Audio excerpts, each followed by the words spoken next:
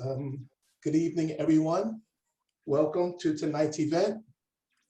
One Book, One Bronx, the Leonard Leaf Library, the Africana Studies Department, the Women's Studies Department, and the School of Arts and Humanity at Lehman College, CUNY Center for Humanities, and Lift Every Voice have collaborated to present a series of eclectic programs and reading groups as part of a nationwide initiative, Lift Every Voice, Why African American Poetry Matters. Lift Every Voice is a year-long national public humanities initiative sponsored by the Library of America and the Schomburg Center for Research in Black Culture that seeks to engage participants in a multifaceted exploration of African American poetry, the perspectives it offers on American history, and the ongoing struggle for racial justice, and the universality of the imaginative response to the personal experiences of Black Americans over 3 centuries. Tonight, we present Sisters in Struggle and Song, a reading and conversation with Mariposa Fernandez, LaTasha N. Nevada Diggs, and Patricia Spears Jones. This event is part of our ongoing celebration of the Library of the Library of America's history-making anthology, African American Poetry, 250 Years of Struggle and Song, edited by Kevin Young. And we're celebrating, in particular, these 3 poets tonight and their place within the Black poetic tradition. Before we get started, we want to let you know that live interpretation of tonight's event in American Sign Language will be provided by interpreters Amber Berteloot and Candace Lane. We will be spotlighting, however, the person who is currently speaking along with one of the interpreters throughout the evening. But you should also be able to select and pin speakers in your instance of Zoom as the attendee, or choice speaker or gallery view in your Zoom if that's your preferred experience. Thank you, Amber and Candace, for your work tonight. I'd now like to turn it over to Bertrand Benon, Chair of Lehman College's Department of Africana Studies, who will give some welcomes on behalf of Lehman and introduce the poets. Dr. Benon will also be leading the Q&A following each reading. Dr. Benon? Thank you, Ron. Thank you. Good evening, everybody, and welcome. We are so delighted to have you all in our midst tonight for a wonderful evening of poetry reading. We hope next time we'll be on our beautiful campus, but for now, we will say thank you for Zoom. So poetry is something we treasure at Lehman College, and all year round, we organize such events, and this one is very special with 3 of our constituency, or even 4 with the School of Arts and Humanities. That will be the Department of Africana Studies, the program in Women's Studies, Women and Gender Studies, Leonard Leaf Library, and the School of Arts and Humanities. This is how much we are interested in poetry, especially in this special month that is dedicated to poetry. I'm going to introduce our poets tonight, starting with Patricia Spears Jones. She's a poet, educator, cultural activist, anthologist, and recipient of the 2017 Jackson Poetry Prize. And she is the author of A Lucent Fire New and Selected Poems, and 3 full-length collection of 5 child books. She co-edited the groundbreaking anthology, Ordinary Women an anthology of New York City women in 1978, and Think, Poems for Aretha Franklin Inauguration Day hat in 2009. You all remember that hat at President Barack Obama's inauguration. Her poems are widely anthologized, most notably in Of Poetry and Protest, From Emmett Till to Trayvon Martin. Bach's Best American Experimental Writing, 2016, and Word, an anthology by a gathering of tribes and Lift Every Voice. Why African American Poetry Matters Today. And in The New Yorker, womenwitnessing.com, and the Brooklyn Rail. Please join me to welcome Patricia Spears Jones. Everybody can be clapping where you are, and I'm feeling the energy. Thank you.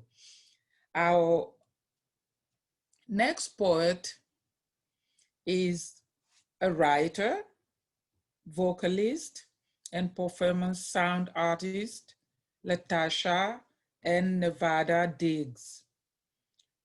She is the author of Twerk, published in Belladonna, 2013. Diggs has presented and performed at California Institute of the Arts, El Museo del Barrio, the Museum of Modern Art, and Walker Art Center at festivals, including Explore the North Festival, Leeuwarden, hope I got it right, in the Netherlands, Hekje Festival, Abu Dhabi, International Poetry Festival of Romania, Question of Will, Slovakia, Poesy Festival Berlin, and the 2015 Venice Biennale.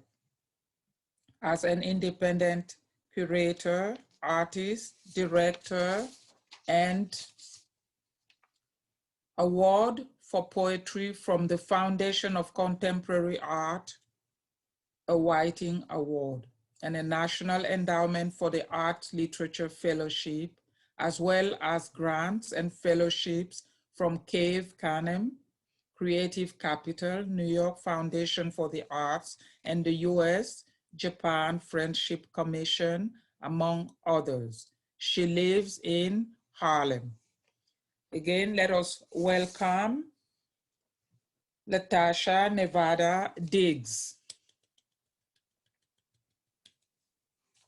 Our third poet tonight is Mariposa Maria Teresa Fernandez, an award-winning Afro-Puerto Rican poet, spoken word performance artist, visual artist, educator, activist, scholar, and Bronx native. Her poetry has been published in African American Poetry, 250 Years of Struggle and Song, the Norton Anthology of Latino Literature, the Afro-Latina Reader, History and Culture in the United States, Manteca, Anthology of Afro-Latina Poets, Bromdosh, The Page, a Deaf Poetry Jam and Latina, an anthology of struggles and protests in the 21st century United States. She has been featured on HBO Latino in the critically acclaimed series Hablaya and Americanos, Latino Life in the US. Mariposa has performed throughout the United States and abroad, including Cuba, Germany, and South Africa. She is a CUNY faculty member and teaches at Lehman College in the Women and Gender Studies program and the Africana Studies department, as well as the Black Studies program at City College of the City University of New York. Mariposa is a proud recipient of the 2020 CUNY Adjunct Incubator Grant and working on a project documenting stories of neighborhood and community resilience in the South Bronx. Please let us welcome our own Mariposa. Without further ado, we are going to hear our poet for the evening. Starting with Patricia Spears Jones.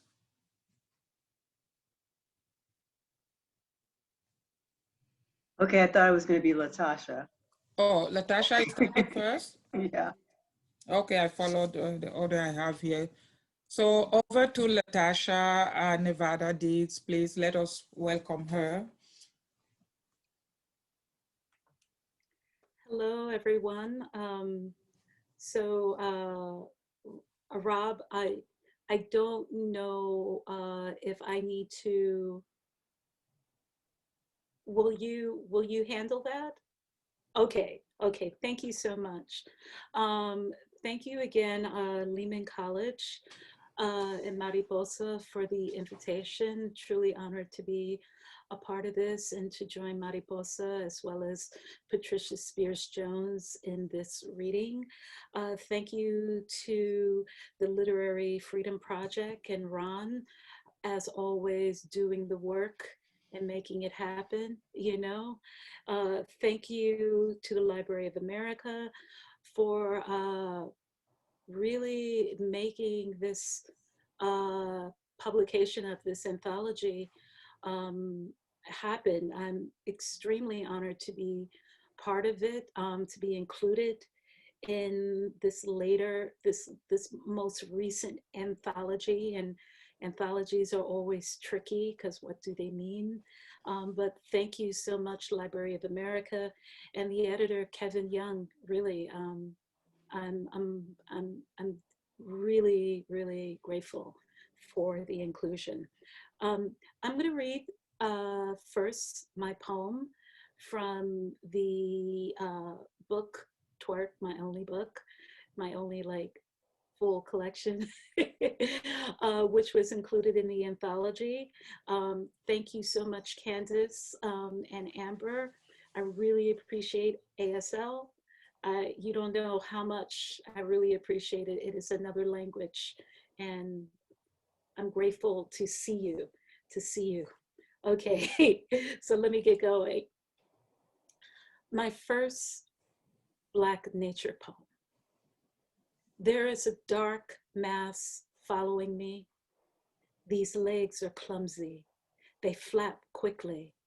I want to slow them down, but my nerves, Lord, these pensive endings. The sun slumps against the merging fall on red leaves, and where the natives are unenlightened, the mass comes closer. Only white people swim in lakes nowadays, you know. Crystal Lake. Never seen a Black person jump in a lake, let alone a river till this summer. The Bronx River is said to be clean. We care about clean.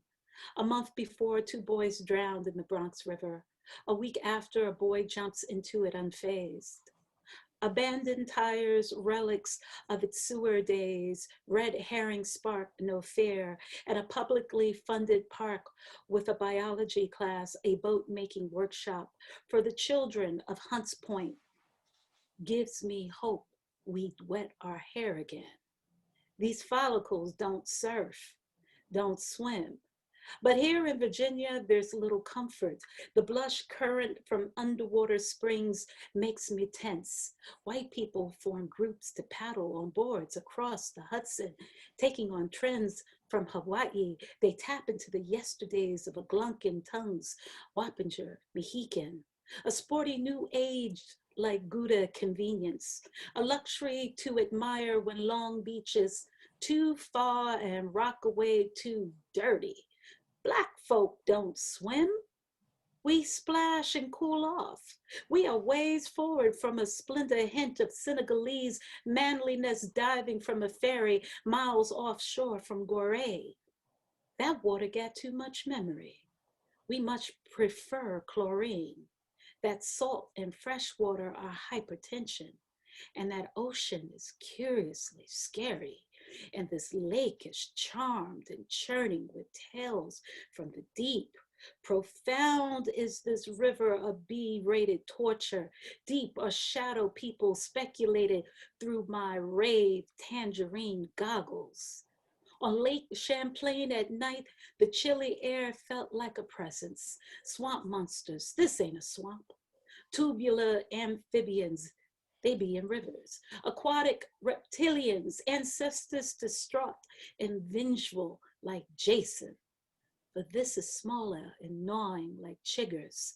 Something from my weed days could live down here. My arms fight the green clearness.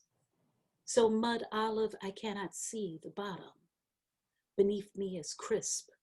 A fallen branch is mistaken for an ill. The next couple of poems I'm going to read are haikus, and I'm calling them hot flash haikus.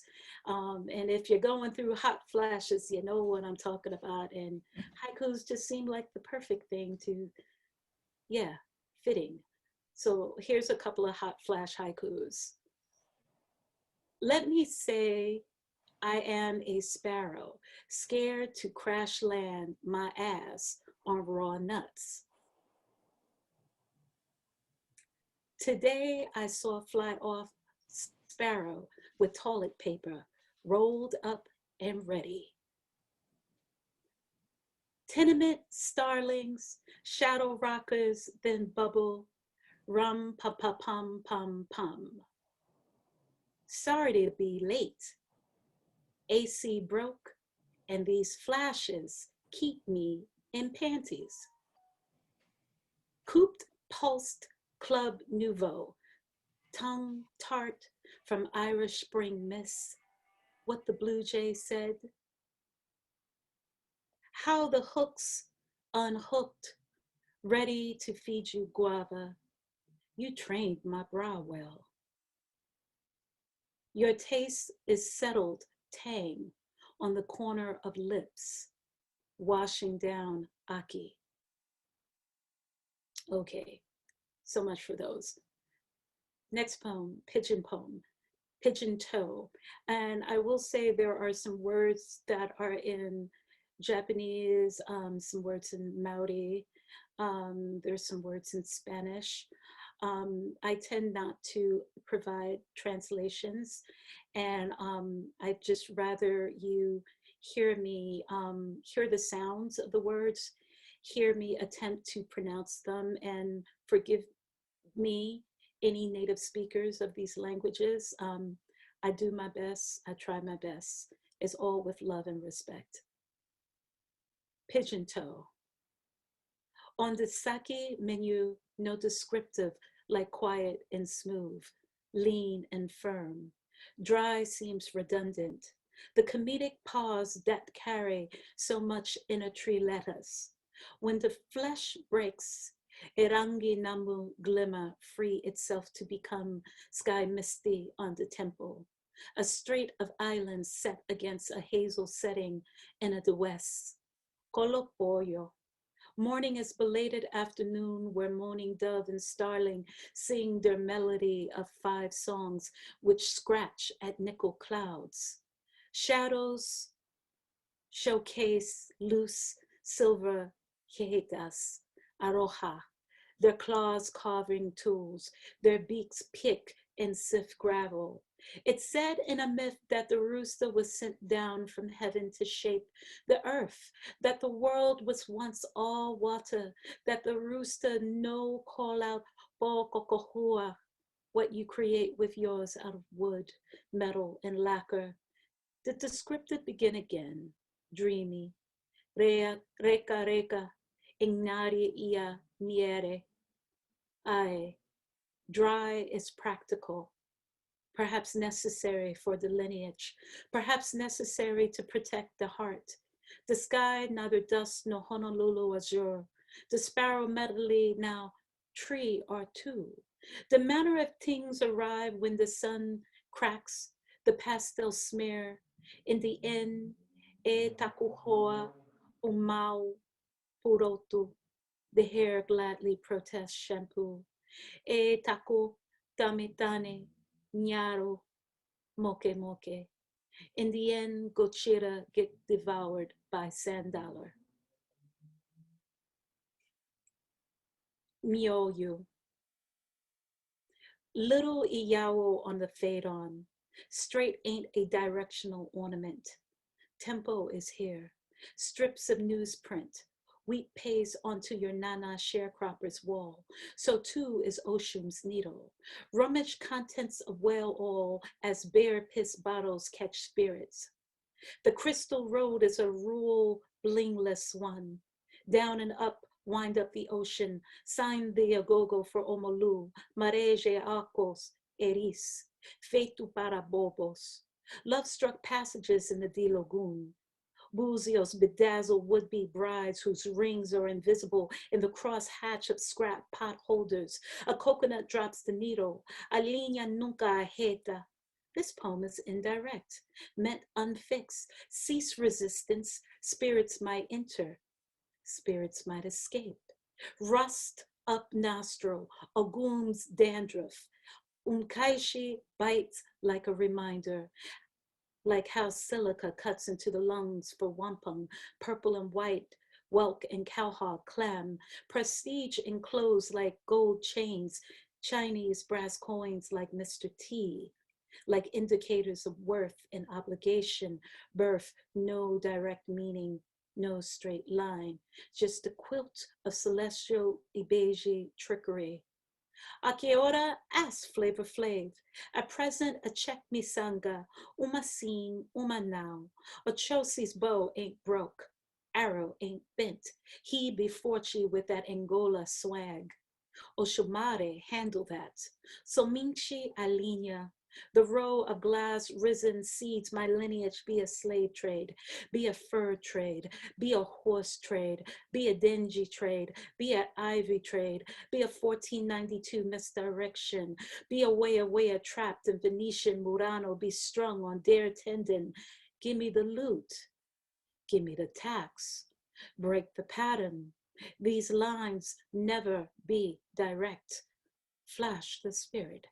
Esas líneas nunca são retas. I'm going to skip this poem to Candace. Next poem is Cling, with a quote. Child with continuing cling issue, no. In his final fire, Gwendolyn Brooks. Sapphires are lovely, star of Bombay revered by child. She embodies its 6 rays, replacing spoiled limbs. With heat, she hopes to change her lackluster, halt the continuing spectrum a cousin sapped from her. A vampire's cling. She remembers his as cornflower blue, a distracting issue a lover is not guilty of. How does he know it's a turnoff? His dick cannot enter her that way nor retire to any position. No moment to gaze without the recall. Shadows cannot swing in the amber light. She admires little, if at all. A final twinge when lover pinch upon Crayola, blush, fire. Jesus, children of America. Hear mama muddle moan, her spirit a sour high moan. From covers moving words muffled, move parallel. Can't stand for nothing cause mama can't stand upright, medicated on fortified. View mama case record a feet high from a record crate. No rose sweeter, save maybe those dried in Bibles. Self-taught, hand-sewn hymns, high water. Transfer in marrow, narrow men, wax thee. Whip her and me holy. Care saves no one near a pint of chilled transcendental.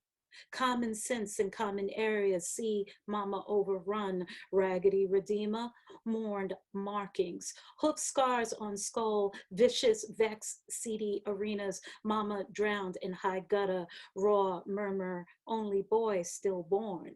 Now mama ration muscatel, misery loves company, mania mascot, see 7 Marys in a tree, ain't one Mary was mama to mama, rake at this mildewed memoir. That black mold will get you. Holy roller soliciting for a muse. Rescue me, rescue my mauled mama. I come from midlife's noir. Daughter of a Negro explorer, not at the South Pole, at the North Pole. Hawk the rabbit trim, darling. The iconographic halo shadows your stare. Whose barber makes the grooming regal? What do you point towards? Silver leaf children pray to your Nikes, tangerine and blood and japaned leather. Can you see father? Hold the pose, Henson's legacy, descendant of Inuit, cloudbursts of wonderful sexy. His is your bequest, seaman and Arctic booty, clock woves. Rock the navigator. Hand over your barbecue well meat, polar bear and little Louis's French kiss, mirror, mirror at the ball, walrus blubber carved with your sword, foreign, familiar. Lime cargoes reflect the cold tundra sun, your name, Anawakak of the polo grounds. Where's your father? Perp contest, the dog sled as prop, chiseled Arabian, your pallid companion, bitch walk. I'm gonna skip the next poem, Interpreters. And I'm going to go to Imprint. Mist highs most of most, vinyl disc spin whiskey. Usher, girl, wrists ill, rhymes, sigh. This is so twisted. Slob lying while post pics of shoplifts, will siblings smirk or cry, cost of wisp of sip of God, our fish and chips dish dish in ditch. Ask only for fools. Drink on, finicky dicks. In ditch, mama slip on vomit. Tilt, flick, to moy. Twist of spit, gosh, in pit filled with milk. Etched on billing, confirm this tooth, gosh. Stir night in 10 snuff box. Lost most bills with tricks, split 2 to 6 shifts. Spliff, nilch, tits, lid. Gosh, she's gifted. And my final poem, the Bag Lady Remix. Is you window seat on Euro rail, dejected ballads on loop, dragging one line so it carries to no ear. Is you sanitation man shucking muck? Is you your lungs caught? Is you salad, arugula, you choke? A container, a novelty totes? Is you carry-ons dragging up gates, mistakes, crowding up time whilst misery winds? Is you broken hourglass with grievances invalid? Is you weekenders overweight near freight? Is you things piled? A horde of is you forget to take it down to goodwill? Is you me and I trafficking emojis so millennial? Is you a pallet dawn? Silk scarf, Satan salty. Don't it feel like a relapse? Ache like a rheumatic fever, hoodoo for issues.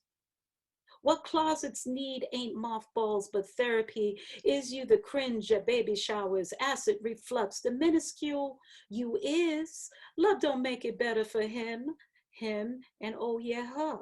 Hourglass moan every year over pat, fluttering rheumatoid. Is you pregnancies not? Is you a husband dreams of rada dies? Is you mixed mattress and flights abroad? The tick, boom, is you passe, your world spin faster, sunshine so void, average. Talk is strange. Ain't you lucky? Gratitude is you 3 wishes lapsed. Old previews too punishing. In the corner, the time out headlocked. It's true, forgive you fast. Away them once. Is you what you willed so much the old lady stopped asking?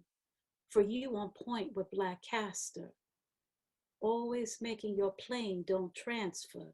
New attractions. A mask is you, smiles and argon. Bergamot, heart song and black pepper is you till infinity. Thank you so much.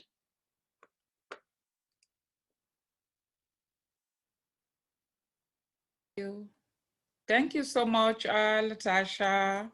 Everybody, please join me, whatever you can do, you know, just to really celebrate these powerfully woven words with very strong imagery, ideophones and onomatopoeia and original languages and dialects. And I'm sure you're going to tell us more about that later. We are going to take questions at the end of the 3 readings. So please just write down your questions while we continue with our 2nd reading with Mariposa. Thank you, everyone. Good evening. It's so good to be here. I'm so happy, humbled, and honored to be sharing space and time with LaTasha N, Nevada Diggs, and Patricia Spears Jones, my sisters in struggle and song. I would like to just thank Lehman Library, especially Robert Farrell, for all the work you put into planning this. Thank you, Ron Kavanaugh from One Book, One Bronx. Of course, Library of America, the Center for Humanities, and all the folks that helped to promote this event at the Poetry Foundation. And I'm just so happy. Welcome to my students, to family, to longtime friends. I see people here joining us from as far away as Puerto Rico. Bienvenidos, thank you and welcome. I would like to dedicate my reading tonight, and I shared this on social media, that it's humbling and a little mind-boggling to think that when I started writing poetry as a child at 11 years old, that I would be included in this literary history, in this trajectory that begins with Phyllis Wheatley and Lucy Terry Prince. It's a little mind-boggling and deeply humbling and affirming. So I'd like to dedicate my reading to all the little Black and brown girls who are out there writing your hearts out in your marble composition notebooks. And I'd like to dedicate my reading to our ancestors, especially to my mother. My first poem, love poem for Ntozake and me, to the one and only Ntozake Shange. Because of you, I believe in sisterhood and soulful sunshine translated into song, accidental genius, and rainbow rivers like the river that led me to you. Dreams come true. True love on wings of poetry, roaring African savanna lions, lying peacefully with the once hunted, butterflies dancing gracefully with the once haunted. Because of you, I believe in the peace found in healing, the healing that can only be found in experience translated into words, translated into shared testimony, translated into bonds of true connection. And because I am one of those colored girls who survived inescapable rites of passage, which compelled me to consider suicide, to then by God's mercy and grace, discover the you and me who set her own self free. As I uncovered my own strength in and on stages, found salvation within the pages of a poet who survived to tell her story and survived by telling it. And to Zaki, thank you for the courageous example to find and act on the means to reclaim the lost innocence of my Black Boricua Bronxeña girlhood, to create a beautiful mosaic of dreams shattered into a million fragmented pieces, to give birth to a new universe of purpose and conviction, a work of art in an open sky of inspiration for all the Black and brown girls like me, born free, born with the divine right to be on this planet, to be loved, valued, and respected. Because of you, I am a poet who believes not in writing poems on L-shaped desks with lakeside views, but in birthing poems on tile floors back up against wooden doors. I am a poet who believes in creation, in writing poems to inspire the next generation. I am a poet who believes in fire tears to cleanse the soul, cascade down to make you whole, and healing thunder laughter. And I thank God that the rainbow was enough to birth a thunder goddess who birthed a rainbow, who birthed Entezaki, sunshine, moonlight, and stardust all over the place. As muses sparkled honey kisses on your beautiful baby girl face. Entezaki, I love you. Pen to paper. Pen to paper, salsa dancing, Spanglish speaking, soul seeking, Africana diaspora diva. And Tazaki, I believe in you. You are the iridescent rainbow reflection, constantly reminding me to believe in myself. You lowered rainbows into sewers, saving the lives of Black girls like me, sashaying colorful head wraps, hoop earrings, bangle bracelets, and sweet oil perfume. You sing survival into words, into epics, into rainbow-colored Broadway lights, into the consciousness of our time, our collective memory, our collective survival. To know you is a blessing. To be hugged warmly, to look into your beautiful coffee eyes that whisper, this poem is for you. These words, this time, this breath is for all the colored girls who considered suicide, but instead held their own candlelight vigils in marble notebooks, waiting for the arrival of first light, who fought demons all night, who know that dawn is really a woman, the backdrop of a beautiful Black sky and a rainbow laying sexy on her side. Frost led me to you. And because of you and Tazaki, I know that sometimes the greatest of poems are birthed in the agony of headaches, stomach aches, and heartache, somewhere deep within the quiet peace of my soul. Poems that make me whole, poems that set me free. And Tazaki, gracias.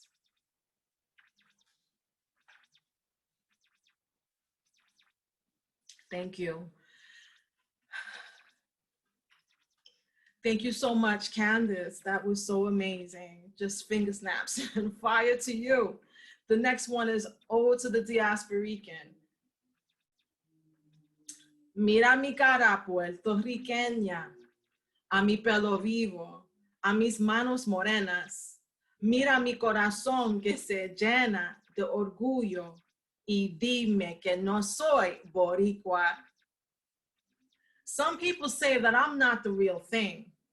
Boricua, that is. Because I wasn't born on the Enchanted Island, because I was born on the mainland north of Spanish Harlem, because I was born in the Bronx. Some people think that I'm not bona fide because my playground was a concrete jungle, because my Rio Grande de Loíza was the Bronx River, because my Fajardo was City Island, my Luquillo, Orchard Beach, and summer nights were filled with city noises instead of coquis, and Puerto Rico was just some paradise that we only saw in pictures. What does it mean to live in between? What does it take to realize that being Boricua is a state of mind, a state of heart, a state of soul? Mira mi cara puertorriqueña, a mi pelo vivo, a mis manos morenas. Mira mi corazón que se llena de orgullo y dime que no soy boricua. No nací en Puerto Rico.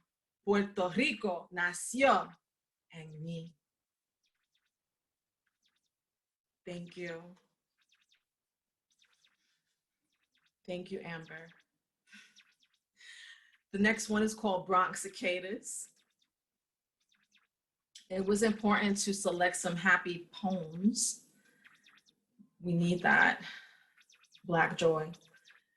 In the Bronx of our childhood, where we walked down the hill on 213, past the creepy abandoned Victorian house on Carpenter, chip blue paint fading watercolor against the sky, where the scary dog in the alleyway behind the rusty fence barked at us each and every time, down the block to the boulevard, where the green leaves hung low and luscious, where our hearts were never heavy, where the river smelled like muddy water, sparkled green like the Bronx River does after rainy days.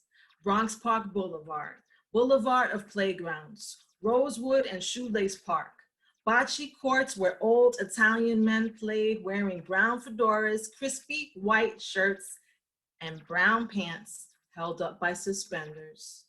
Park of the cobblestone horseshoe that still stands. Park of the smelly, spooky echo of the Williamsbridge underpass, where years ago, before our time, a farm stood.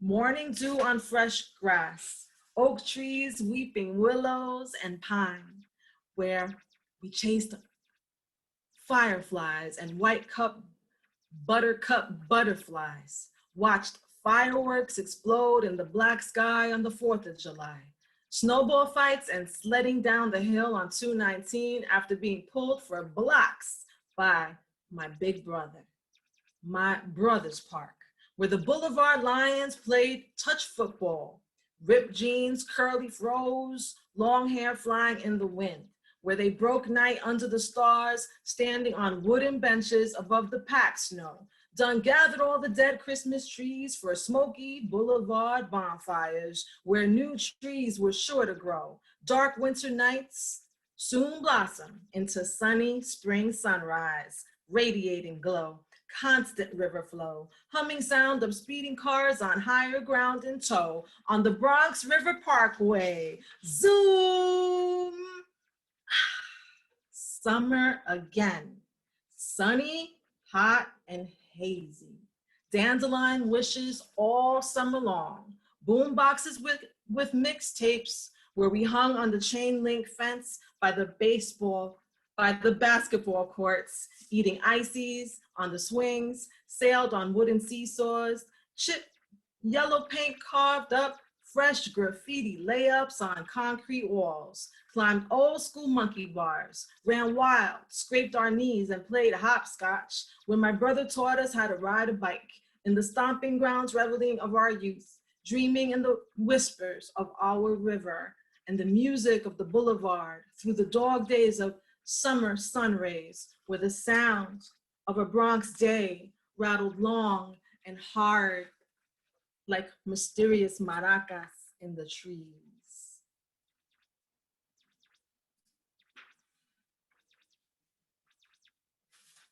Where they rattled long and loud, long and loud. The next poem is called 1980, for the child victims of the Atlanta child murders. And I'd like to add in that dedication to all stolen lives, to all the stolen lives of Black children. 1980 wasn't special, except it was the year I turned 9 and became an activist. My eyes glued to the 6 o'clock news. Fear floats in the swirls of 13 channels.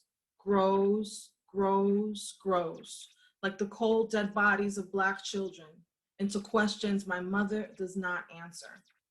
1980, the year I learned against my fragile will, the sting of hatred and wicked words that crush my spirit. Years before the word racism enters my vocabulary. 1980, the year between 1979 and 1981, when more than 40 Black children are kidnapped and slaughtered in Atlanta. Far away from the Bronx, my mother assures me, not far enough.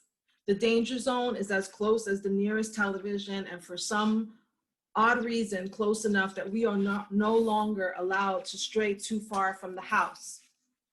1980, a year of morbid child curiosity, a strange need to know if any more bodies of Black children were found strangled or stabbed or shot, if they had found the killer or killers, as they speculated the rise of KKK sinister aspirations to wipe out future Black generations. 1980, only 1 year in the span of American childhood nightmares, where I dreamed myself trapped in the Black airless trunk of a slow-moving car, where I'd see my own child face, posted with the many small disappeared faces looking so much like mine, mostly boys, but some girls, hair braided and adorned with rainbow-colored barrettes like mine. 1980, another year of no justice and no peace. The year before the Atlanta police found that Black man with the thick glasses and the big afro and said he was the killer, killing the dead count at 28. Forgetting about missing bones, doomed to forever remain missing from their mamas and their papas in a proper burial. 1980, the year my mother gave me a big white button with bold green letters attached to a green satin ribbon that read, "Save the Children," that I proudly wore pinned to my school uniform as I marched off to school, now part of the growing movement to save the children. I felt somehow protected by this button, felt that I could save the children and somehow save myself by wearing it, that somehow I was connected to all the people who went down to Atlanta to save the children, the activists and church leaders who joined the mothers, and the people led by hound dogs and psychics, and even the New York City guardian angels with their red berets and Black leather jackets. 1980, the year I ran home after school, salty tears in my eyes. "What are you doing wearing that button?" Mrs. Mangione asked me in the schoolyard. "You're not Black." Rolling the word off her tongue like something you wouldn't want to catch. "You're Puerto Rican," emphasis on poor, to put me in my place. 1980, just the year of my first encounter with race, the year I start paying close attention to the news, the year I became a part of a movement, the year I asked my mother, "Is it true I'm not Black?" The year my mother tells me, "Puerto Ricans have Black, Indian, and Spanish blood." The year I asked my mother, "Does that mean my blood is Black too?" The year she tells me, "Your blood is red like everybody else's." The year I gather a bit more evidence to not trust white people. 1980 wasn't special at all, except it was the year my mother made an activist of me. The year I proudly wore my button. The year I said nothing to that Italian lady in the schoolyard, but went home, looked in the mirror, and for the very first time said to myself, "I too am Black. Save the children." Thank you. And this is the last poem. I just wrote this poem. It's dedicated to the people of the Bronx. It's dedicated to the Bronx Wide Coalition, which I'm a part of. And it's called Our Bronx, #OurBronx. A Bronx medley, Bronx happy, Bronx love poem for the People's Bronx Assembly. Mic check, check out this power deck. The people are speaking and working for the people because we be the people. We be the people of the Bronx that is our Bronx. Cradled between whispering rivers, salty ocean, cityscape and blue sky, between sirens, struggle and song. We be Bronx strong, making history, our own history, where we create our fate. True to our name, we lay claim to our own narrative of the Bronx that is our Bronx. We be who we are and we be who we be. And it's all good in the hood, except when you try to take away what we fought for after surviving all that we've survived. It's unimaginable, almost laughable to think that you think we'd roll over and die or hang our heads and cry after so many losses. Think we'd be whipped, have our fate dictated by landlords and bosses. Think we'd be stripped, stripped of our rights and our dignity, think again. This is our Bronx and our future that we fight back and fight forward for. Think we'd give in? This is our Bronx and our future that we fight back and fight forward for. Think we'd give in? Give our lives over to a political party coin toss? Think again. This is our Bronx and our future that we fight back and fight forward for. Think we'd give in into a politician's promises and whims? Think again. This is our Bronx and our future that we fight back and fight forward for. Think we'd give in to the politics of a society where we have to call the police on the police as if that would save us? Think again. This is our Bronx and our future that we fight back and fight forward for. Our Bronx, a future that is our fight to have, to live inside this Bronx land, to be happy, to live with dignity, to live in peace, justicia con paz, free from violence on our own terms, dismantling injustice on a systemic level, fighting for racial justice, gender justice, for economic democracy, for all of us, for the youth and the elders, for clean air, for our human rights, for the human right to breathe, for healthy food, fighting back and fighting forward for all of us, for justice, to abolish barges and prison bars, blocking our sight from the moon and the stars, fighting back and fighting forward for our freedom and health and sunshine and peace of mind. We are the Bronx, flame keepers, teachers, organizers, workers, activists, artists, poets, revolutionaries, courageous people, Bronx people, essential people, Bronx people, essential people, Bronx people, essential people. And we keep moving forward and we keep on keeping on. We be old school drum beats. We be who we be. We be the music of this Bronx medley. We be the co-authors of our own story of this Bronx happy love poem medley, where we collectively spread our wings and take flight, planting the seeds and digging our heels deep in the trenches, taking a people stand for this Bronx land. This Bronx, which is whose Bronx? Our Bronx. Whose Bronx? Our Bronx. Whose Bronx? Our Bronx. Palante. Thank you. Thank you, Amber. And thank you, Candace. I would like to thank Kevin. I didn't say Kevin Young. Thank you, Kevin Young, in case I didn't get to say it. And Mary Sutton. Shout out to Mary Sutton. And thank you, everybody.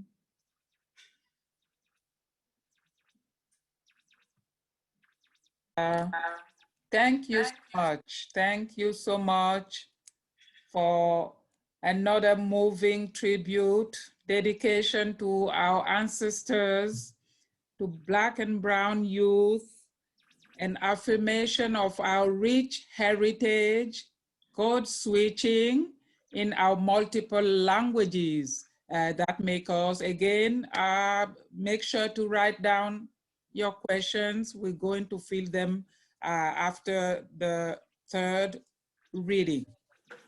And I know many of you are clapping, and this is just a wonderful evening. So we will continue with Patricia Spears Jones. Welcome, Patricia. Thank you so much, Dr. But this has just been wonderful, and I want to thank Mariposa for getting the fire under everybody to do this. Thank you, Robert Farrell, all the people at Lehman College, the Library of America, Kevin Young, and the anthology. It's huge, by the way. So if you get a copy, be sure that you have some space to put it. Bookshelf, otherwise you may have some problems.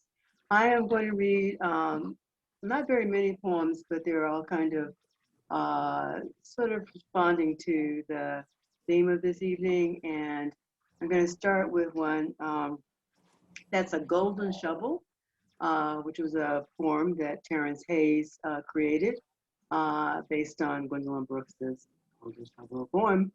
And this is a golden shovel using a line from Brooks's poem. And the line is, my dreams, my work must wait till after hell. The poem is After Hell. You can trace my bitter words, my words and yours. Who knows how our dreams will turn out? Will they turn out? My days like snakes are slow moving cold. Works in the docket, love in my pocket. I must situate my situation. Now I have to wait for shimmer to shake me down. Yes, till the very tears I fought for dry up, and after them, all is paradise. After this frigid hell. Miss Brooks's poems were part of a series called of sonnets called Gay Chaps at the Bar. And she wrote them when all these Black soldiers were going off to fight in World War II. And their voices, and it's an incredible series. And she gave us a lot. And there's a lot of her in the anthology, so be prepared. An American Haze opens with a line from the poet Brenda Hillman. And you should just remember that if you are a volunteer who leaves food and water for migrants in the deserts in Arizona and Texas, you will be arrested for doing that. There's an incredible anti-humanitarian streak in this country. Anyway, An American Haze. Quote, thunder clouds, cracks, and volunteers, unquote. Trumpeter lilies argue the loudest sense. You could wrap a fiesta with that smell. And when done, you will know you're at a funeral parlor and tears are falling. Stars brighten dancing figures, the ones that Jasper Jones remixes, oh elderly DJ, got that pepper in his pocket. Who knows these people in the desert? Volunteers come with food and water left for desperados, the men, women, children stumbling into an American haze. They too, these volunteers, are illegal, told to leave the desert unfootprinted, even as the men, women, children mark the earth, calling on insects, birds, and beasts to follow, to gather, to take what is left of the stumbled bodies. The border between good and evil can be porous, or hard as steel, or an ideology of hatred. The country is full of ideologues, and the border cracks. The next poem was occasioned by the horrible death of Nia Wilson, a young Black woman who was killed by a white supremacist in Oakland, California, 3 years ago. Nia also means purpose in Swahili. Nia. It sounds better in Spanish. Precario, prettier, as if it isn't what it is. And there's that oh. My, how will the rent get paid? The deadline met. And who ghosted me first, Valley Lover or that other one? Delicacy of skin, quick steps, quick stops. And the direction is what? There's no where there, and the last shift is the one where tongues load a stack of sighs, bridge tall and mythic. This day and the next, volcanic shards roll towards the door, even if mountains are in the far distant, thousands of miles. How the heart steadily beats as the sirens careen and angry men launch their best lives ever by taking so many others? It is a miracle, this heart steadily beating even as the next question threatens a late spring storm. Ground broken by lightning, the raindrops' rhythmic pattern honors percussionists, those that beat, beat, beat their instrument with a purpose. Nia, knowing how one offbeat collapses the genesis, augurs partial storms, where the purpose becomes precarious, where death enters white-armed, white-throated, where the body drops like lightning on rain-moist ground. Now the next poem is a true invention. I have no idea if Etta James ever met Malcolm X. I don't even know if she ever played the Audubon Ballroom. But hey, I'm a poet. I can make this shit. So there you go. Etta James at the Audubon Ballroom. Plus, finally, I get to write a poem where Malcolm X gets to be really sexy in the poem. Okay. Etta James at the Audubon Ballroom. Someone knocks over a chair, drunk one. Fight ready, but this vivid sound stops fist. Who let them big black birds in? Again, this night, what? Flight, fight. Let's try dancing the blues to smithereens. Rustle up those moans and sighs for the good working Henrys of this world. Ready, ready, ready to block and hustle. Shit and cuss you out. Somewhere backstage, the money scatters. Your skin beams sweetness while your voice screams, where's the fucking funhouse? Your chest blossoms possibilities, hips thick enough to swing which way, and oh my, there he stands. In suit sharp as steel and shoes patent leather, squarish frames, that wise guy demeanor, tipped chapeau. You picked up the high heel shoe you throwed down, then repaired your makeup for that second set, the one that promises a better crowd. Another chair tips back as smoke swarms the litter stage. You're too young for this mess, and he'll never grow. This also references a wonderful photograph by the photographer Marilyn Nance.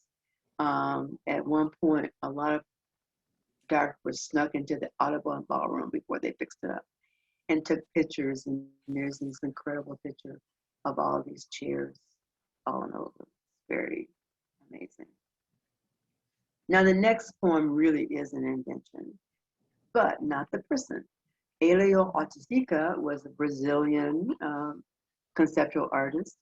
He was an amazing artist, one of those people that basically created some of the most dynamic art in between 1960 and 1980. So, but you know, he lived in New York for a little while, and sold dope and did all kinds of things. And as a gallerist told me, it was also queer. But hey, this is my fantasy. So he is that Brazilian guy. Did I ever see Elio walking some part East Village, curly-headed and densely packed with art and drugs and death's constant shadow? Was he on the corner of Avenue B and 10th Street drinking beer and ogling the pretty Puerto Rican girls? Was he ogling me? Or was he living in an abandoned warehouse, holding on to his pencil, pen, brush on paper, cardboard, found trash, or garment district fabrics offloaded by a gang out of the projects, whisking splatter of heroin, lost income? Dropped dangling from a cup of bitches brew. Oh, how to speculate this mad Hendrix-loving artist movements in El Barrio, Loisaida, or was he uptown, Spanish Harlem, or on the west side, Greenwich Village, hanging with the drag queens, early a.m., everybody tired from the bars, the piers, the crumbling edifices of late 60s, early 70s, Nueva York. He was on a wild ride, the weed his stash, the dazzled dreams of men who had survived torture, military repression, a bad economy. He had learned to take acid trips one day at a time.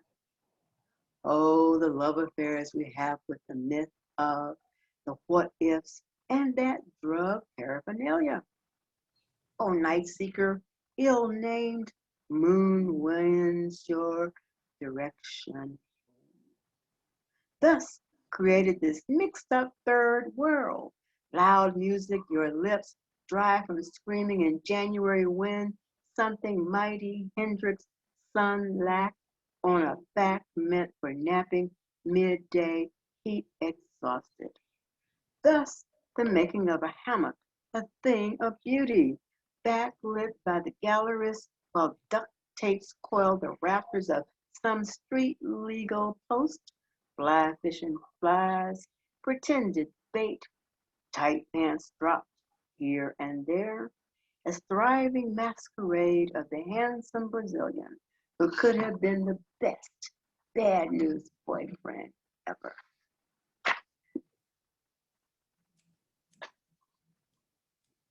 And another Puerto Rican is coming up. Self-portrait as Retratos de Cosas Locas y de Locos Stolen. Is dedicated to Papa Colo, who is very much alive and well and making art somewhere between Puerto Rico and the Lower East Side.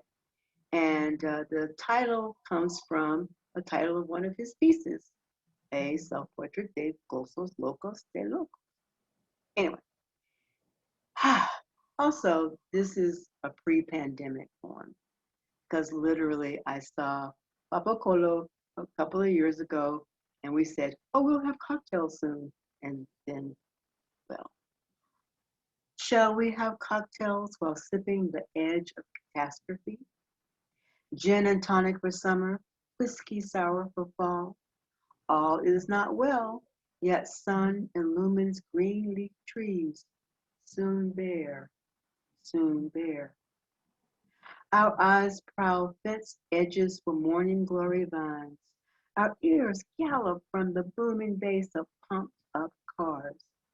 Our legs move as swiftly as a catamaran and duck. We mock the heavens with calls for paradise now. Artists perambulating the shadowed alleys of downtown Manhattan. Memories of dreams dulled in punk and rock clubs' filthy bathrooms. How much of what was is still now in the body, in the bones, of the body. Calcium loss, teeth loose, wrists smaller, so all bracelets jangle, jangle. Lips call repeatedly a song whose words are traces of tenderness, yet sung too softly as if only whispers could make the world hear. Cassis is a town in the south of France, and I was there a couple of years ago when last Aretha Franklin. Crying in Cassis for the Queen of Soul, Aretha Franklin dead at 76.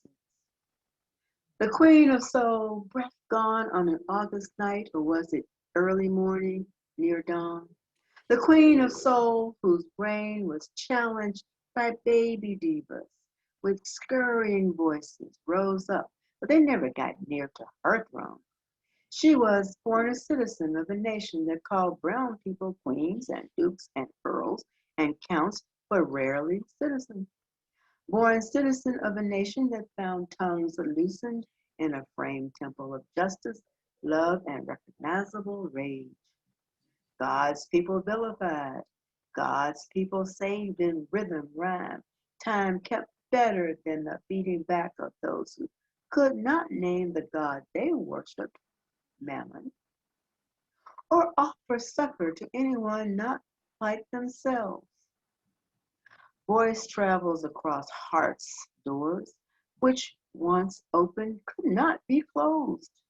Voice travels deep in the hippocampus, mocked and degraded. Open up and hear these words: think, respect, trouble, love, respect, love, think, think, think, think, think, love.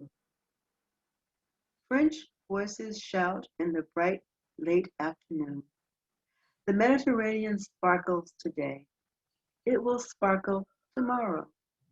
But the heavens, oh, they will sparkle like never before.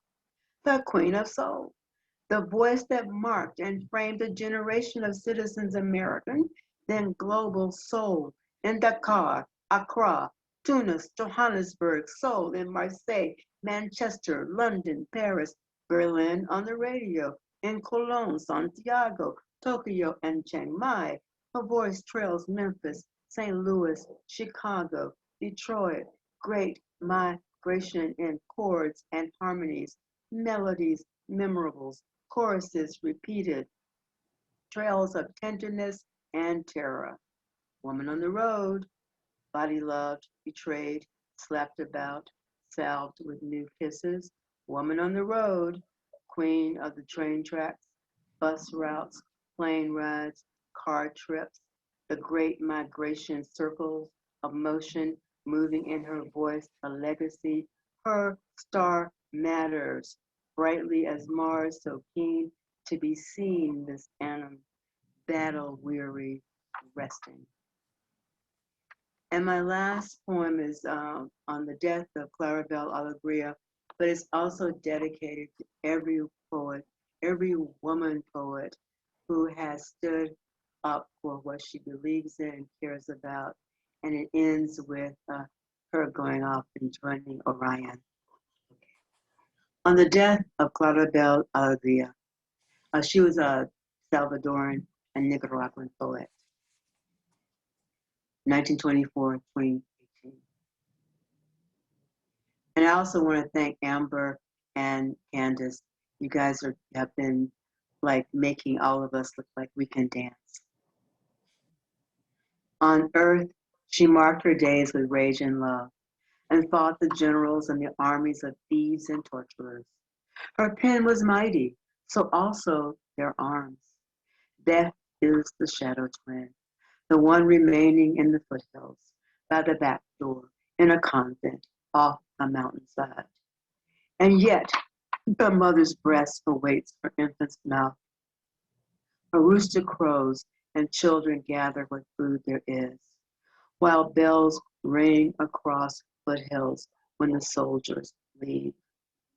A music of hope, even as another child is buried and a landmine erupts a few kilometers from hospital. We live in a time of suffering and places of beauty, where the water and air meet in mountains, dark soils. Food grows so effortlessly, and so does greed. We live in a time of suffering in places of beauty, where yesterday's rebel is today's president, and greed cowers the hurt children who hunger not only for their mother's milk, but a safe place where peace storms the land with smiles and the tender removal of all aspects of war. A phantasm of peace, a peace unlike the other ones, negotiated and then neglected, thus military rifles, handguns, machetes, bowie knives, unexploded landmines, all made so that peace will end and terror return. What you hear is the sea. The heavy waves come in, go out. Stars pattern, Orion's belt, or is that his heel? And then another woman of letters departs. Will she step on Orion's heel? Would she say, "Excuse me, I did not see your heel"? Would she try to hide her error as her celestial garments drag across the night sky? What if Orion could speak? And if he did, would he say, "All the poets love my heel or my belt. You're not the first to seek anchor here"? Thank all of you so very much. Thank you so much, Patricia.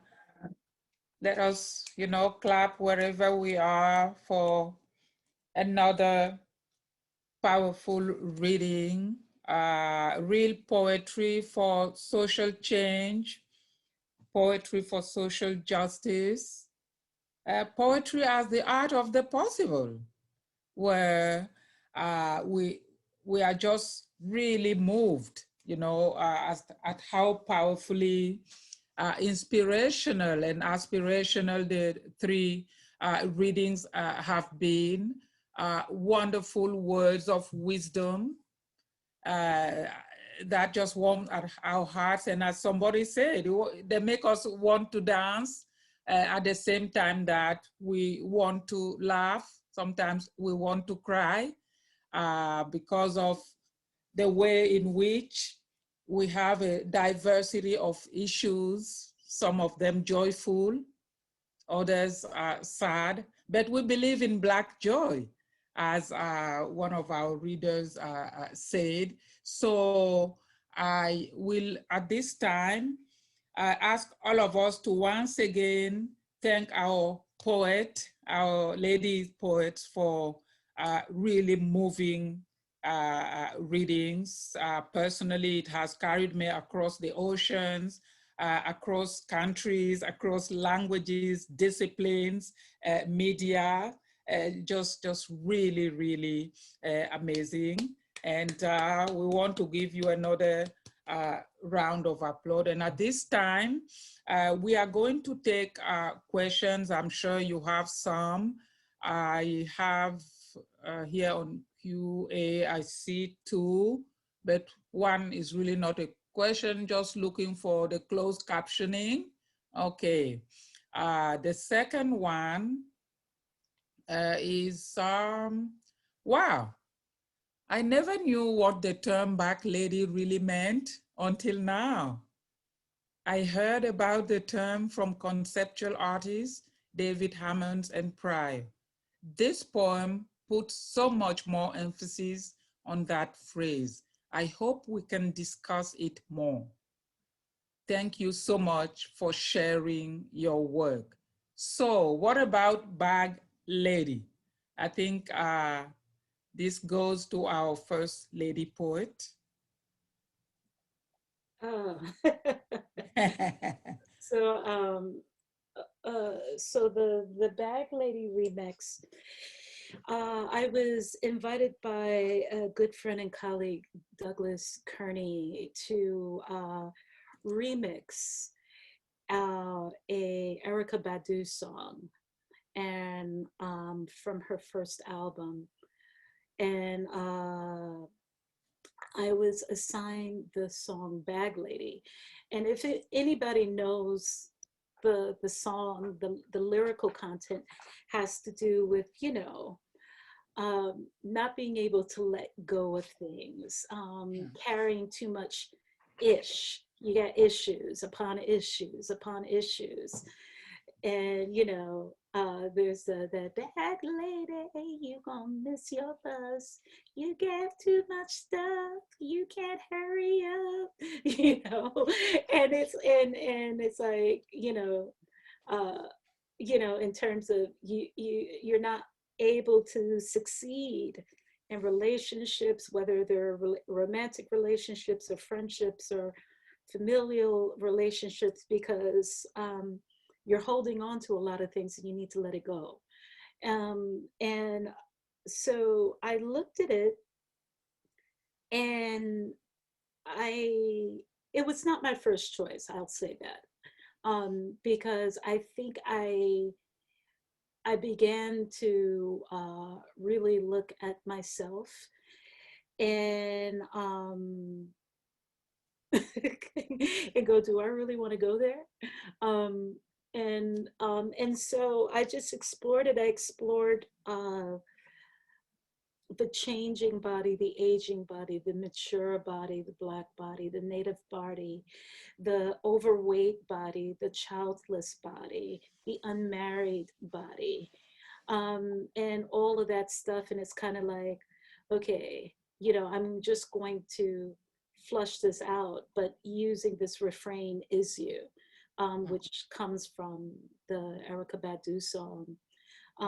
But then also that old song, is you is my baby. I don't know who sang it, but yeah, but it's a play on both of those, but also in a Little Dragon song for folks who know the group Little Dragon. Thank you so much. Mariposa, you wanted to say something? Mariposa, you wanted to say something? I think I felt, no? Yes, I saw one question in the Q&A where people can buy our work. Oh, I was going to bring that. Yeah, but you I can wasn't know that I was going to bring it as a last question actually, but Oh, okay. you didn't. give the information. Yeah. I just want to say that I have known LaTasha and Nevada Diggs and Patricia Spears Jones for a long time, and this pandemic it really makes a difference to hear the poetry of my sister poets and to share space and time together, even virtually. It just means so much. I feel so connected, and it's not the same as being in a live audience where we could like vibe off of the audience. But I feel like I'm vibing off of Amber and Candace. I actually was a little distracted. I was mesmerized. I lost my place in some of my poems because I was like, wow, I've never seen an ASL speaking spoken word artist, because that's straight up art right there. Like, yeah. ASL, I'm just really, yeah. this is like a vitamin, like a booster. Yeah. I needed this, and that's all I can say. Thank you so much. It's quite impressive. It's the first time I have this experience too. It's just life transforming. Please, if you could just put in the chat, information on where where we can get your work. That will be helpful so that we can go to the next question. What is it about Gwendolyn Brooks' poems that inspire you? And when did you discover her work? Well, since I was the person that brought up I think it will be I think almost every African American poet, frankly, it owes a great debt to Brooks, because she was able to take her considerable skills and talent and explore with great depth and great respect and love the very lives of Black people. Mm-hmm. And she's a master craftsperson. I mean, her lines are extraordinary. And so if you're talking about craft, she's the one. If you're talking about certain kinds of invention, she's the one.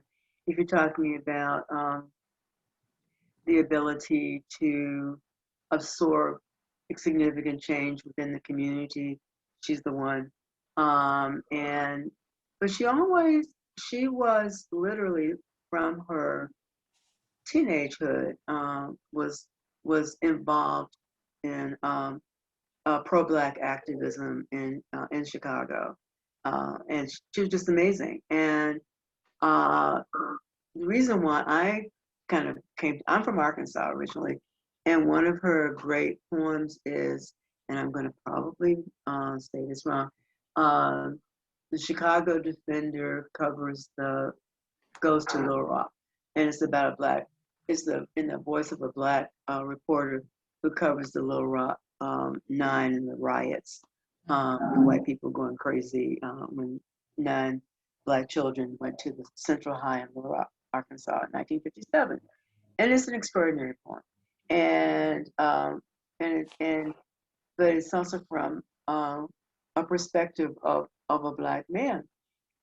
And and she could do stuff like that. She could write about Winnie Mandela. She could write about anybody. And she taught everybody from, graduate students to the Blackstone Rangers. She had no fear, I think. And I think that is why we return to her over and over again. Thanks a lot. The next question will be for all of you, really. How did you move from a space of writing to sharing? And from the same questioner, was there a topic that's spoken about constantly? And how did you move into the conversation with an original voice?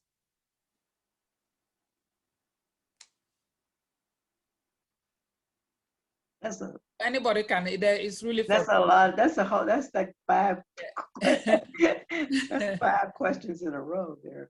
I don't. Mariposa, what do you say? How I move from writing to sharing my work. Writing to sharing, and from the same person to, how, no, sorry, I was reading another one. It happened in my freshman year. From writing to sharing, perhaps it will be easy. It happened in my freshman year of college, and I see in the chat that Abby London is here, and she's mentioning her husband, the late Mark Crawford, who is my professor when he taught creative writing at NYU and jazz appreciation. And it was the only creative writing course I took in college. I didn't come out of an MFA program. He gave one assignment that you had to write a stream of consciousness. I have 1 hour to live. And you had to really tell the truth and be honest. And you would read, and if you were BSing, he'd make you sit down. And then also in that year, there was an open mic, and a friend of mine said, hey, I was invited to read and I can't make it, can you go? And I remember shaking, and actually I started to memorize my poems because I would get so nervous that my hands would shake, and you could see the paper shaking. You could see the paper shaking. But it was a long time, and there was a transition between saying I write poetry to saying I am a poet. So to all the people, and to you who asked that question, if you asked that question because maybe you're writing and not sharing, I say that the world needs to hear your voice, that your voice matters, and just, share your work even if you feel shaky and afraid. Yeah, the question was from Aziz Alimi, who I think is a budding writer, because he or she also asked, was there a topic spoken about constantly? And how did you bring your own original voice to that topic? So it's the same person who asked both questions. So I'm assuming they are interested in writing, or they're writing already. Well, I guess I'm being very quiet because I need a little bit more clarity with that question in terms of like what you mean by a common topic. Like are we, like, are we talking about hair texture? Are we talking about skin color? Are we talking about body shaming? Are we talking about neighborhoods? I mean, topics are broad, and so, you know, forgive me for hesitating to answer it. I think how you dive into it is how you dive into it. I think in the case of like the haiku, I didn't set out to talk to write haiku about hot flashes. All right. It was actually I was invited to write a haiku that responded but didn't respond to the Gil Scott Heron poem Pieces of a Man. And I was assigned just to write a haiku. But for poets, we know that you never write one poem, right? You may write a couple of poems before you get to the poem that you like, that you want to share. And I wrote 5 and I shared it with a friend, and then my friend shared his 5. And then I said, oh, I want to respond to your 5. And we started going back and forth via email, responding to each other's haikus. And I think he ended up with 14 and I ended up with 27 haiku.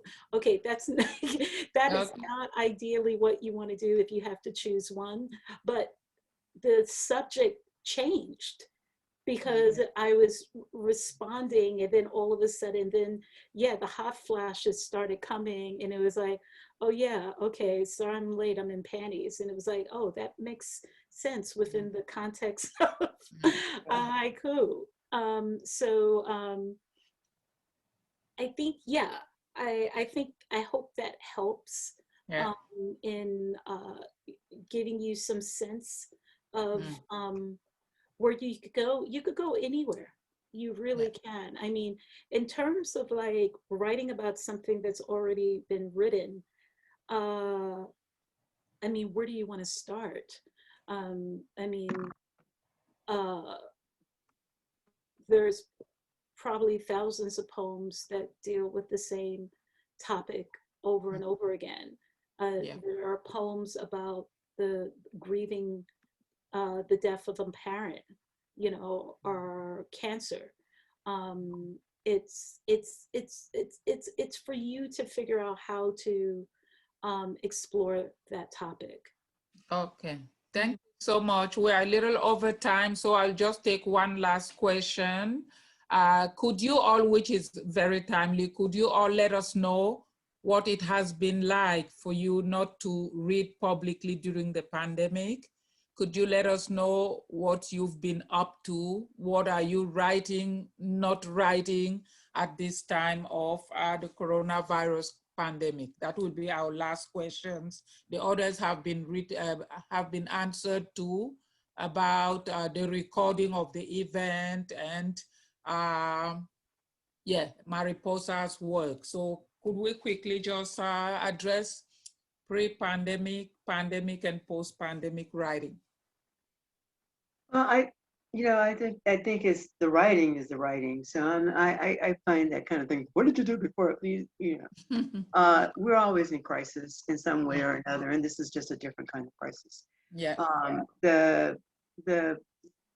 The interconnection via Zoom actually has been extraordinarily helpful, I think, for a lot of people. We can indeed read to people who are thousands of miles away from us. Yes, I do miss in-person reading, and I look forward to doing that again.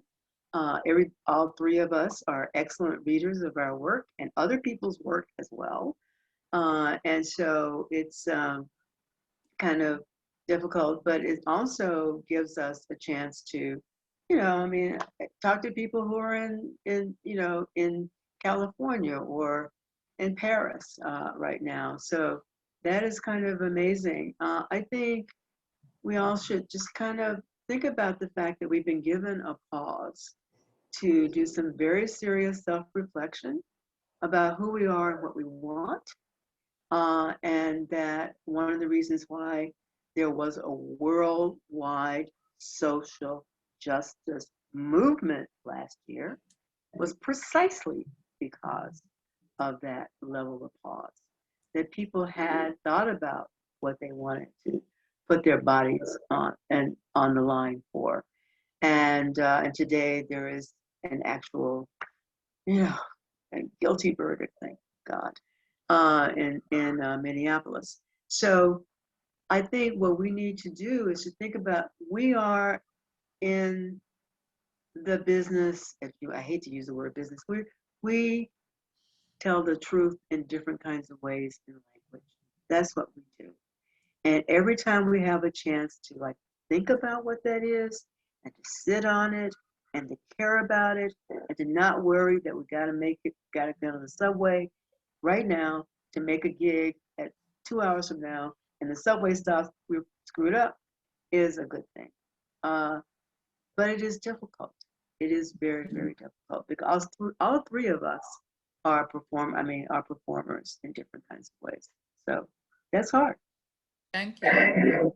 One of the hard things is the impact that it's had on being able to collaborate with musicians. And Ross Moshe, I don't know, I thought I saw his name right before the pandemic. We had kicked off, we had launched a juke joint series that we were gonna do poetry and jazz juke joints and take it on the road. And we're gonna do it. Even if we have to, we can figure it out virtually. But to be accompanied by a musician while you're reading with a delay of Zoom, I don't know how to do that. I agree with Patricia that we're always in crisis, and sometimes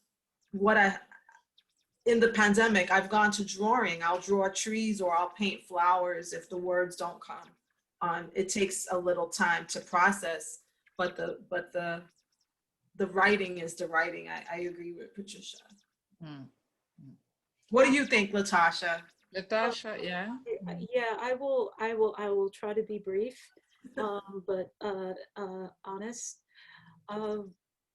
During I froze, and I say this during the very beginning, the earlier part of this crisis, and yes, we're always in crisis. This was our our a major crisis of many crises, and I froze, and I forgave myself, and I allowed myself to take a pause, because simply I could not match the work ethic of some of my dear friends, and I had to say, I'm not in no one is in competition, especially right now. Thank you. Thank you. You simply cannot. We have to figure out how to continue to live, right? Literally. And then through that, through the crises, through the things that followed, the deaths, the demonstrations, there was a moment of real frustration and anger and rage. And I had to figure out how to funnel that into some type of creative outlet. So working with stop motion animation, working with video, being very fortunate to be on my friend's land and just make videos of myself chopping wood. And chopping wood was actually very cathartic, because I got the rage out chopping wood, Meanwhile, my friend got some chopped wood. It was like I chopped the wood. She didn't have to chop the wood in the wintertime. It was done, and I got to make an art piece out of that. So I had to, figure that out, thinking about, all types of manifestos, use what you got right in front of you to create work, right? That's it. And now I'm getting into some type of slow practice back. I would say one of the things that has been an absolute blessing with the Zoom medium, because I have to say at first I hated it. My eyes were going nutty. My eyes were going blurry. I got red tinted glasses. I got orange tinted glasses. I got yellow tinted glasses. It was too much. Yeah, for the blue screen, right?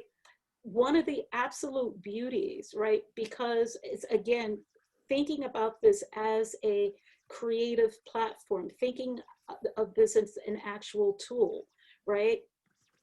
We have the beauty of ASL. We have the beauty of closed captioning, right? When you can actually, you know, afford actually someone who can actually do it, not the auto closed captioning. And those become performers as well as bandmates, as well as part of the craft of interpreting your work, right? Adding another layer to your work that you may have not ever seen before. As a curator, part of the La Casita Festival, we always have ASL, right? Because it's extremely important to make sure that we include that community, that population, right? There are ASL poets. There's a vibrant spoken word ASL community in New York. And when you see them interpret their poems, there's a magic that happens. There's a communication that's happening that it's different from hearing it, right? Sometimes seeing the interpreter perform, right? And I say perform not as a loose thing, but perform and talk in their language. It's just another texture. It's another way of seeing the words, seeing the visuals, and getting the senses, right? One of my favorite performances was this Indigenous poet from Canada, and her poem was making fun of the Pope, where she called him poop, right?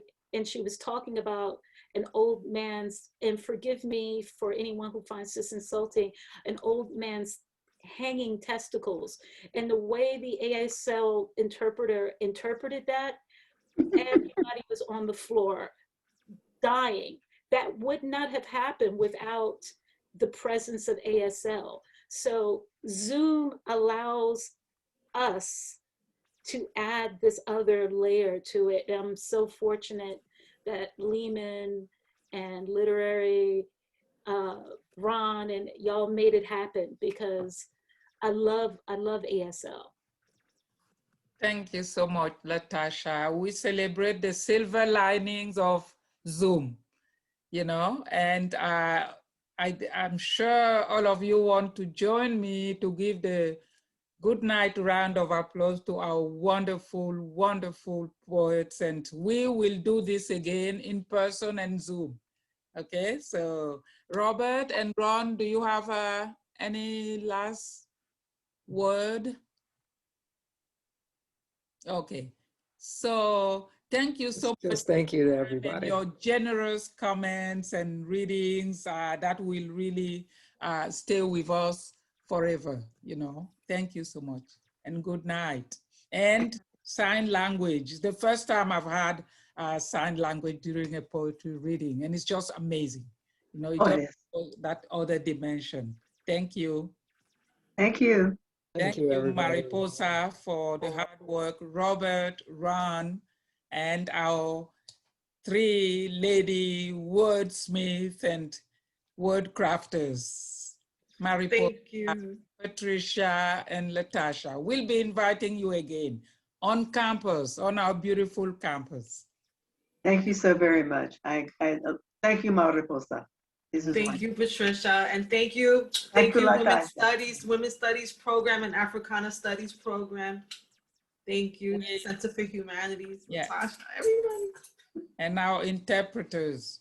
And interpreters. Yeah, amazing.